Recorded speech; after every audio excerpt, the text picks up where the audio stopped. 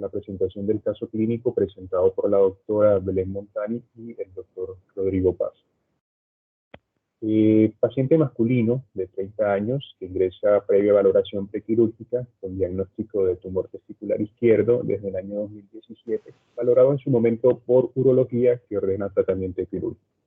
En mayo del presente año, el paciente consulta incremento del dolor y aumento del volumen de la masa tumoral. El 12 del mayo del presente año es realizada la orquidectomía con vaciamiento inguinal. Los estudios realizados en la institución fueron ecografía Doppler testicular, oncotomografía abdominopélvica con contraste y ecografía testicular. Aquí podemos evidenciar en una tomografía, en planos de adquisición axial en las diferentes fases de contraste, riñones de topografía habitual, de aspecto dismórfico, con aumento de volúmenes, con múltiples imágenes quísticas, simples con diámetro promedio de 30 milímetros de distribución difusa. Calcificaciones aisladas en región interpolar derecha, podemos observar un quiste complejo con múltiples sectos internos, con realce en las secuencias de fase contrastada, con características de proceso proliferativo. Y en la fase renal o tardía de ambos riñones podemos evidenciar cómo estos presentan adecuada secreción del contraste. Aquí en un plano de adquisición coronal podemos ver un páncreas dismórfico con aumento en su volumen y múltiples imágenes quísticas que se ubican en toda su extensión. En la tomografía, en un plano de adquisición axial, podemos ver hidroceles izquierdo marcado con una presencia de imagen heterogénea de localización en el epididimo con realce en las fases de contraste. En el ecodoppler testicular realizado en la institución vemos un epididimo dismórfico con ecogenicidad heterogénea que presenta áreas quísticas, y en el testículo izquierdo vemos un área bien definida de ecogenicidad heterogénea a expensas de múltiples imágenes microquísticas sin evidencia de un flujo a la aplicación del Doppler color, en probable relación con un proceso neoproliferativo. Asociado a esto se evidencia marcado hidrocele. Como diagnósticos contemplamos la posibilidad de una enfermedad poliquística renal autosómica dominante, una enfermedad de von Hippel-Lindau y una enfermedad quística adquirida de la insuficiencia renal crónica. Con los hallazgos en las imágenes diagnósticas, la conclusión para nosotros fue una enfermedad de von Hippel-Lindau. Entrando un poco a lo que es la enfermedad, el von Hippel-Lindau es un trastorno multisistémico de herencia autosómica dominante poco común, que se caracteriza por el desarrollo de unas variantes benignas y malignas. Generalmente prevalece principalmente en varones, en 1 de cada 30.000 y en mujeres en 1 de cada 53.000. La esperanza de vida es a los 49 años. Existe una posibilidad de un 50% de heredar el gen, el cual tiene expresiones fenotípicas variables y se ha relacionado por un defecto en el cromosoma número 3 en un gen supresor de tumores. Las manifestaciones clínicas, la prevalencia de las manifestaciones clínicas generalmente están asociados con quistes pancreáticos, hemangiomas cerebrales, quistes renales, hemangioblastomas retinales y carcinomas de células renales. La clasificación de la enfermedad está correlacionada según el fenotipo clínico. El tipo 1, mayormente relacionado con hemangioblastomas, con tumor de células renales y quistes pancreáticos, o tumores neuroendocrinos, retinianos y del sistema nervioso, menormente de feocromocitomas. Y el tipo 2 presenta muchas más mutaciones sin sentido, con mucho más alto riesgo de feocromocitomas y más bajo riesgo de tumores de células renales. En el 2A, en el 2B podemos evidenciar alto riesgo de feocromocitomas y tumor de células renales, y en el tipo C, alto riesgo de feocromocitomas solamente. En cuanto a los criterios diagnósticos de la enfermedad, existen tres. El paciente debe presentar antecedentes familiares de von Hippel-Lindau más un tumor característico relacionado con la enfermedad. El segundo criterio son 2 o más hemangioblastomas retinianos o del sistema nervioso central, y el paciente presente un hemangioblastoma retiniano o del sistema nervioso central más tumores viscerales tipo von Hippel-Lindau, excluyendo los quistes renales y los epididimarios. Manifestaciones clínicas, principalmente relacionadas con los hemangioblastomas de retina, en un 45 o un 60% de los casos de von Hippel-Lindau en un rango de edades de 1 a 68 años. Con un rango de edad media de 25 años, producen afectación bilateral en el 25% de los casos y compromete la retina periférica en el 85%. Causa ceguera en el 6% de los casos. En el sistema nervioso central, los hemangioblastomas son cranioespinales, es el tumor más asociado en el von Hippel-Lindau, con frecuencia de un 60 a un 80%. Se localizan principalmente en el cerebelo en un 44 a un 72% y en la médula espinal en un 13 a un 50%. La edad media de aparición es aproximadamente a los 33 años.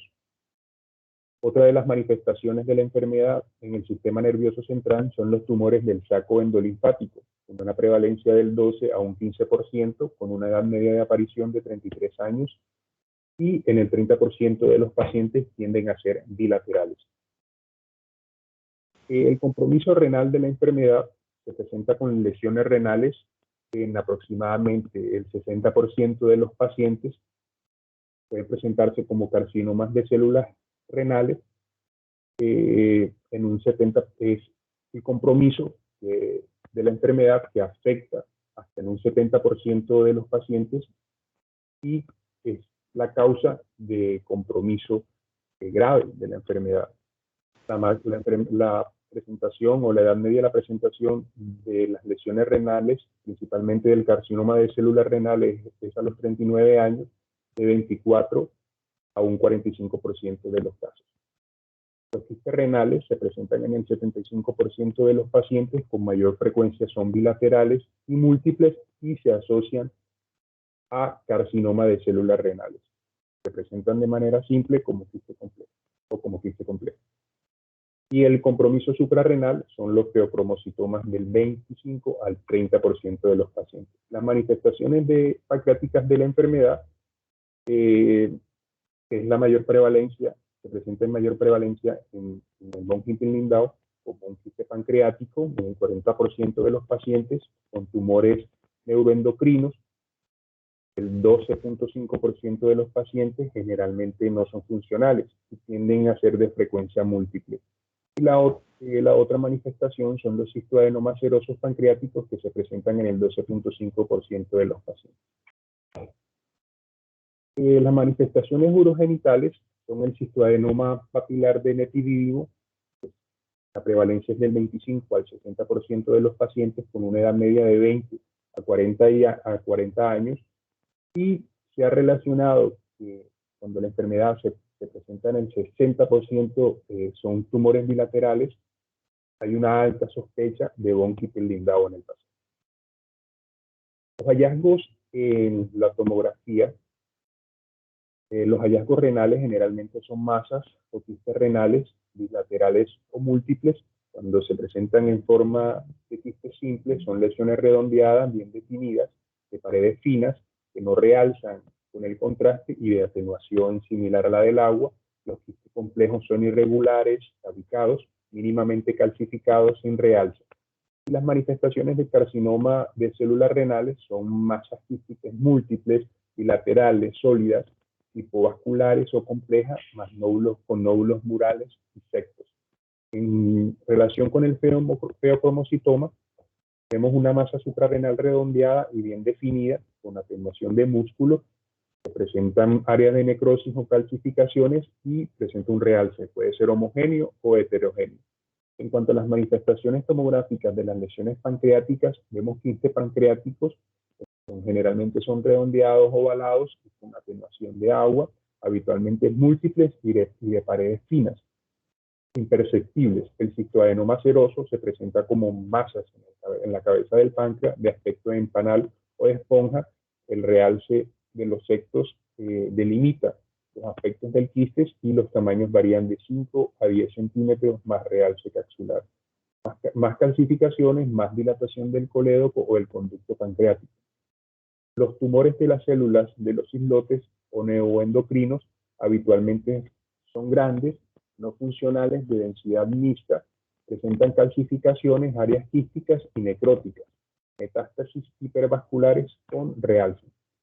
Las manifestaciones o los hallazgos evidenciados en la resonancia en las lesiones renales, los quistes simples son hipodensos en T1, hipertensos, intensos en T2, sin realce en T1 contrastado. Los quistes complejos son de señal variable en T1 y en T2 y presentan mayor realce en T1 contrastado. El carcinoma de células renales múltiples se presentan como lesiones sólidas de intensidad variable en T1 y en T2 con realce heterogéneo en T1 contrastado. Los tumores suprarrenales o feocromocitomas en T1 se evidencian como isointensos como el músculo e hipointensos como el hígado y presentan una señal heterogénea de necrosis y hemorragias. En T2 son marcadamente con hiperintensidad, característicos de la patología, tiempo de relación prolongado en T2, y en T1 más contraste se ve un realce intenso con el contraste.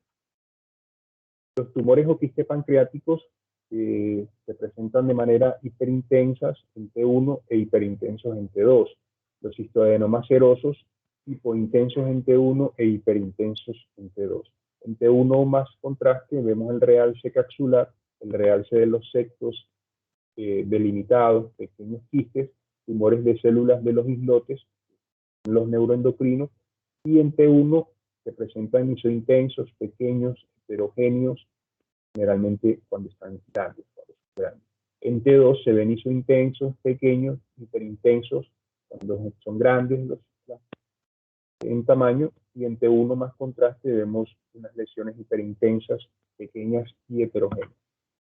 Los hallazgos ecográficos de los tumores de células de los islotes pancreáticos se ven como masas ecogénicas, y el feocromocitoma se ve como iso o hipoecogénico en un 77% e hipericogénico en un 23%.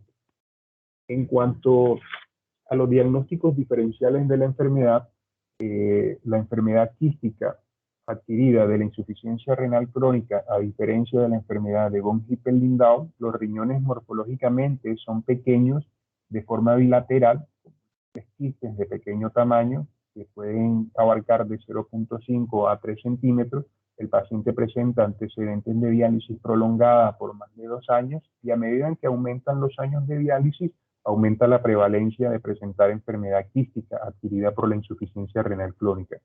Se caracteriza por un patrón de distribución cortical con mayor proporción en hombres en una relación de 3:1. Y en relación a la enfermedad poliquística autosómica dominante, vemos riñones masivamente agrandados con múltiples quistes en mayor proporción de compromiso renal, disminuye el compromiso pancreático y ovarios, y se evidencian en estos pacientes hasta un 75% de compromiso hepático. Las lesiones testiculares son en menor proporción y son más frecuentes los quistes hemorrágicos, con prevalencia de 500 a 1000 nacidos vivos. Muchas gracias. Estos fueron los papers sobre los cuales nos basamos la presentación.